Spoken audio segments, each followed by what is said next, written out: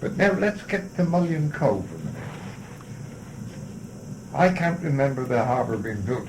The harbour being built was long before my time. But I can remember things that have happened there now. Now, one year we had rain, heavy rain, for nearly a fortnight, continuous. And the left-hand side of the cove was just like a waterfall coming down the whole width of the grass that you could see now. And of course that meant that rivers were swollen. And the river down through Tramell, Trunance, of course, was enormous. And it goes under the road and comes out down halfway down in the Cove Harbour. And with the wind and the rain, branches of trees and things washed down. When it come to get under the road, it blocked it. And of course, water, the pressure, something had to give, and it was the road. And it broke it up for about 25 yards to where it went into the viaduct down to the harbour. Anyhow, it causes a lot of trouble, you know, and eventually they got it right, but they made an outlet there now. There's one there now. So that if that happens, the water can run out. That was one thing. Now, in the old days, there was always two boats up on the slip, and they were fixed to an old rusty hand winch by the winch house there.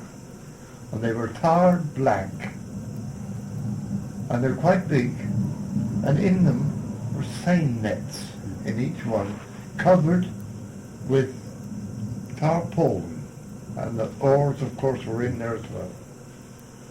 And then when the pilchard season came along, someone would always be up on the cliff watching. And I can remember the last pilchard season. Of course, when they watch, the man, if he sees a shoal of pilchard, shouts, "Heather." That's a Cornish word, heather, meaning pilchards. And I can remember running from Britannic side, but he looked over and he shouted "Heather" 2 or 3 times. And all the fishermen dropped what they were doing. Lots of boats went out and brought in the pilchards. And the man that did that was called Edward George, known as Neddy Crab. Grandfather to Edward George up here now, his grandfather. Yeah. That was the last ever. When would that have been? What year? Oh, I would be about 10 years of age. I'd be 70 odd years ago. Yes. Anyhow, the other thing was that we did have a bad storm here. Winter time. Anyhow, they pull the boats right up. They always do. They pull them up alongside the road, because in those days they could pull them up right by the lifeboat house, because that was still a lifeboat house. And they pull them out, but of course someone had to be nearest to the harbour. And Tommy Downing, an uncle of mine, his was the nearest. And the enormous sea running. Anyhow, one huge wave come and took his boat. And took it completely over the harbour wall, smashed it down in by the Ear Rock, and it was smashed in smithereens. Of course, I didn't see it. Other people saw it that were down there, but that's what happened in those days. Well, now,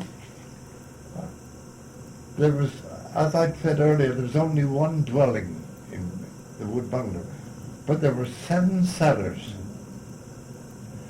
And next to the modern bungalow that is there now, there was an enormous cellar, double top and bottom, full width, which is now 3 flats. And the fishermen used to keep their nets up there. And the 2 were the buildings which Pat Downing lives in, and the other one is now a cafe. They were cellars. Stone steps going up, an iron rail, handrail, rough, but that didn't matter. And during the war, First World War, in 1915 or 16, the middle of the war anyhow, August month, a troop of Sea Scouts came down for a holiday. Of course, came to the sea so that they could enjoy it. And they were left one of the cellars, the bottom one. And while they were there, one of them knocked an oil stove over him and burnt the both cellars to a shell. Now, they were never rebuilt. Why, I don't know. I suppose the owner, which could have been Lord Falmouth or Lord Robarts, decided to sell the site, and he sold, and the two houses are built there as they are now today. Of course, the lifeboat house was kept on. No lifeboat there, but the Coast Guards looked after it, and they kept it beautiful.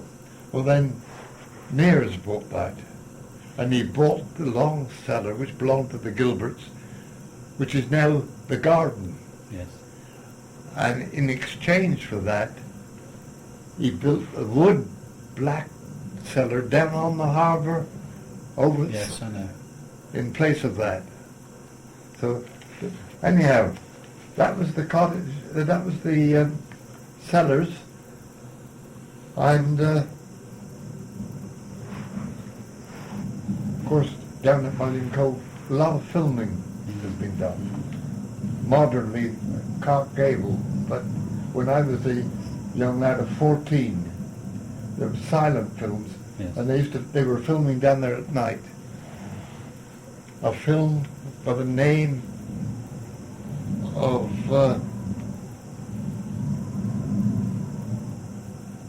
the Pearl of the Sea Fishers, something like that.